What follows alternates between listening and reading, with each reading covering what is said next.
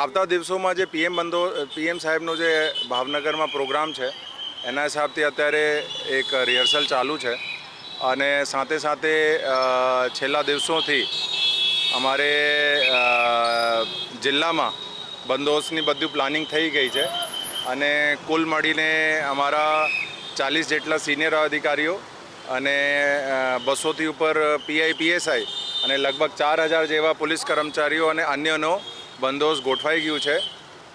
વારંવાર રિહર્સલ પણ થઈ ગયું છે અને જે બધા જે ભાવનગર સિટીના આજુબાજુના વિસ્તારોને નો ડ્રોન એરિયા તરીકે પણ જાહેર કરી દીધું છે.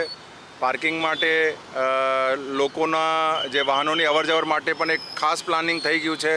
જે ડાયવર્ઝન પ્લાન કરવું છે આ બધું થઈ ગયું છે અને અત્યારે એવી રીતે અમારે બંદો જે છે હાલ અત્યારે ચાલુ છે. એમાં જે કીધું 40 જેટલા સિનિયર ઓફિસર્સ, પીઆઈ પીએસઆઈ 200થી ઉપર અને 4000 જેટલા અમારા જે છે પોલીસ કર્મચારીઓ અન્ય લોકોનો બંદોબસ્ત ગોઠવાઈ ગયું છે.